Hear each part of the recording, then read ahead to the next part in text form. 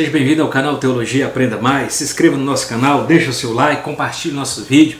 Estamos aqui gravando vídeo sobre história do cristianismo. Hoje vamos falar sobre a Igreja Imperial. Em vídeos passados, a gente falou sobre a questão da igreja, a igreja pós-apostólica. A igreja pós-apostólica é o período, vamos colocar assim, a igreja pós-apostólica, o período pós-apostólico. Então, dentro do período pós-apostólico está a igreja perseguida, que é a igreja antiga, e temos agora também nesse período pós-apostólico, a igreja perseguida, ela começa do ano 100 até o ano de 313, que é o chamado Edito de Milão. Então, a igreja imperial nesse período apostólico, começa desde o Edito de Milão, que é o Edito de Constantino em 313, vai até a queda de Roma em 476. Então essa é a chamada Igreja Imperial. E no ano 303, os imperadores Diocleciano e Galério promoveram a última e mais grave repressão aos cristãos de modo geral, residente sobre seus domínios na parte oriental do Império Romano, expedindo decretos que revogassem os direitos legais e exigia a prática religiosa tradicional pagã, o sacrifício aos deuses, ou a execução, a proibição de práticas cristãs e a prisão dos pastores, do clero, de forma geral. Os co-imperadores Maximiano e Constantino do Ocidente, Gália, Espanha, Bretanha, não conseguiram tais éditos, e os cristãos dessas regiões não foram molestados. No ano 305, quando Diocleciano abdicou o trono imperial, logo após a abdicação de Diocleciano, 4 aspirantes à coroa estavam em guerra. Então, dos 4 que nós temos aqui, os 2 rivais mais poderosos eram Magêncio e Constantino. Constantino afirmou ter visto no céu uma cruz luminosa com os seguintes dizeres: por esse sinal vencerás. Constantino ordenou que seus soldados empregassem para a batalha o símbolo que se conhecesse como lábaro, que consistia na superposição de 2 letras gregas, X e P.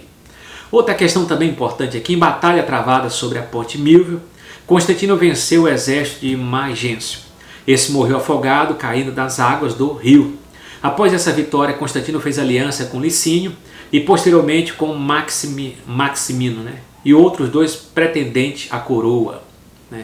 Então Constantino aí tem a visão do lábaro, com esse sinal vencerás, a batalha da ponte Milvio, que está lá em Roma. Então Constantino revolucionou a posição do cristianismo em todos os aspectos. Primeiramente, como já foi dito, ele e Licínio em 303 estabeleceram completa liberdade religiosa, que proporcionou igualdade de direitos a todas as religiões. Ele deu liberdade de culto.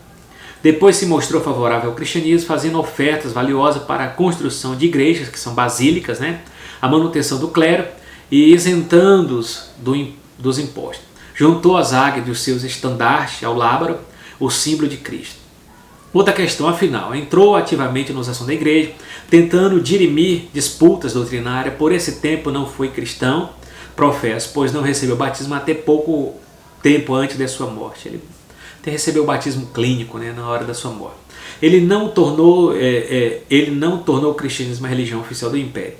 A antiga religião do Estado foi mantida. Constantino continuou como seu pontífice, Máximos, ou sumo sacerdote. Ele era o vice-regente de Deus, o representante de Deus aqui na Terra. O infanticídio foi proibido na época de Constantino. As lutas de gladiadores foram proibidas na época de Constantino. A crucificação foi abolida. O domingo foi proclamado como dia de descanso e adoração. Isso foi tudo na época que Constantino, quando fez dele, na época que se tornou imperador do cristianismo. Construção da Basílica de São Pedro em Roma, 25 de dezembro, Natal, teve todos esses feitos. Apesar dos triunfos do cristianismo haveres proporcionado boas coisas ao povo, contudo a sua aliança com o Estado inevitavelmente deveria trazer, como de fato trouxe, maus resultados para a igreja. Iniciou a perseguição aos pagãos, ocorrendo assim muitas conversões de massa. Aos poucos as festas pagãs tiveram seus lugares na igreja, por outros nomes, adoração a Vênus, Diana foi substituída pela adoração a Maria ou alguma coisa assim do gênero. As imagens dos mártires começaram a aparecer nos templos como objeto de reverência. No ano 324, Constantino acabou tomando conta do império inteiro, levando a capital do império para outra cidade, deixando de ser Roma para ser Bizâncio, que então ele passou a chamar de Constantinopla, né? Agora que Constantinopla é a capital da parte oriental do Império Romano. Reconstruiu a cidade para ficar à altura do imperador, construiu muitos monumentos. Constantinopla hoje é Istambul, na Turquia, né? Tem uma mesquita lá. Outra questão importante também, Constantinopla, o estreito de Bósforo, ligado ao Mar Negro, o Mar Mediterrâneo. No mapa aparece vários muros de proteção. Cada imperador que assumia construía mais um muro. Então ele usou de estratégia, tirando a capital de Roma, né, na parte ocidental, levando para a parte oriental e fazendo Constantinopla a sua capital, sua sede de governo. Bem estratégico, bem planejado, bem calculado. Outra questão, a morte de Constantino o Grande. Então Constantino, quando se converteu, foi um grande evangelista, muitas pessoas se converteram, virou moda se converter ao cristianismo, se tornou um cristianismo nominal, né? Então o imperador foi um grande pregador de massa, né? Trouxe muitas pessoas e as pessoas queriam se converter por causa do imperador. Outra questão, a morte de Constantino o Grande. Constantino não sobreviveu muito tempo a este acontecimento, morreu em 337 com 64 anos de idade, tendo reinado quase 31 anos, muito tempo de reinado. A divisão do império, né? O império estava agora dividido entre os 3 filhos de Constantino o Grande, ficando Constâncio com a Gália, Espanha e a Bretanha, né? Constâncio com as províncias asiáticas e Constante com a Itália e a África. Constantino favoreceu o partido católico ortodoxo e fez voltar Atanásio do exílio, mas foi morto no ano 340, quando invadia a Itália. Constantino. Outra questão, Constante, que tomou posse de seus domínios, também seguia a causa dos católicos, e foi amigo de Atanásio. Porém, Constâncio e toda a sua corte tomaram o partido dos arianos. Então, os católicos aqui são os ortodoxos, os arianos são os hereges, né? Então, Constâncio aqui, esse filho de Constantino, tinha um apreço, né, uma apreciação muito grande pelo arianismo, que foi muito difícil para Atanásio. A morte de Constâncio. Constâncio morreu no ano 361 e teve por sucessor Juliano, que tornou a chamar os bispos desterrados por Constâncio, mas foi, de certo, por simpatia pelas suas doutrinas, porque ele pouco depois caiu no paganismo. Distingue tanto pelos seus esforços em restaurar a idolatria que mereceu o nome de Juliano ou apóstata, né? Porque se desviou e trouxe o paganismo e a idolatria para dentro do império. Teodósio, imperador, de 379 a 395. Ele é muito importante pelo seguinte, se tornou imperador em 379 e a grande mudança que introduziu foi que tornou o cristianismo a religião oficial do Império Romano. Agora, lá em 313, no Edito de Milão, o cristianismo recebe liberdade de culto. Agora, com Teodósio, o cristianismo se torna a religião oficial do Império. Isso Constantino não tinha feito. Ele apoiou o cristianismo, mas não era a religião oficial do Império Romano, só deu liberdade de culto. Teodósio colocou como religião oficial do Império, implicando em perseguição a todos os outros, pois o Império só vai aceitar essa religião daqui para frente. Então, a questão do arianismo morre de vez aqui, porque o cristianismo agora se torna a religião oficial do Império Romano, e graças a Deus por causa disso. Então, Juliano o Apóstolo traz novamente a idolatria. Teodósio I, né, muito edificou sobre a questão do cristianismo para tornar ele religião oficial do Império. Começa a haver perseguição aos pagãos, seus templos começaram a ser destruídos, estabelecer leis contra a heresia, porque não é só que tem por ser cristão, tem que ser cristão ortodoxo. Se houve crença em alguma coisa que não for da ortodoxia, é punido. Começa aqui algo que ficou conhecido como a cristandade, Estado e Igreja unidos, né, uma coisa só. Isso durou até a Reforma, e depois da Reforma ainda subsiste em alguns países. No ano 395, o imperador Teodósio dividiu o Império Romano em 2, né, importante, passando a haver então um Império Romano no Ocidente, tendo Roma por capital, e o Império Romano Oriental, cuja nova capital era Constantinopla. Isso aconteceu em 395, né, 395. O desenvolvimento hierárquico e litúrgico. Entre o ano de 313 a 590, a Igreja Católica Romana, em que os bispos de Roma tinham supremacia sobre os outros. Isso aconteceu do ano 313, a liberdade de culto, até o ano 590. Então a Igreja tornou-se o quê? A Igreja Católica Romana. Não está ela ainda sistematizada politicamente, socialmente, como vai acontecer no Concílio tridentino, Concílio de Trento, né, em 546. Mas ela ganha grande poder, os bispos se tornam senhores, né, absoluto quase, em que o bispo de Roma tinha supremacia sobre os outros. O ritual da igreja tornou-se também mais sofisticado, né? Então a igreja tem toda a estrutura do Império Romano, né? Os bispos que dirigiam as igrejas eram certas cidades, era chamado de metropolitanas e mais tarde chamado de patriarcas. Havia patriarca em Jerusalém, o patriarca de Antioquia, o patriarca de Alexandria, o patriarca de Constantinopla e o patriarca de Roma. Então Jerusalém, centro religioso. Antioquia, um centro religioso. Alexandria, um centro religioso. Constantinopla, um centro religioso. E Roma, um centro religioso. Então tinha um patriarca, tinha um bispo, tinha um papa. O bispo de Roma tomou o título de pai, que mais tarde foi modificado para papa, pai elevado, pai entre os pais. Entre os 5 patriarcas acima mencionados, havia frequentes e forte disputa pela supremacia. Qual é o maior centro religioso da época? Essa disputa ficou somente entre os patriarcas de Constantinopla e o Papa de Roma para saber qual dos dois seria chefe da igreja. A igreja de Roma era a única que declarava poder mencionar o nome de 2 apóstolos como fundadores, isto é, os maiores de todos os apóstolos, Pedro e Paulo. É por isso que até hoje reivindica que Pedro e Paulo está enterrado, sepultado em Roma, que é a sede papal para ele.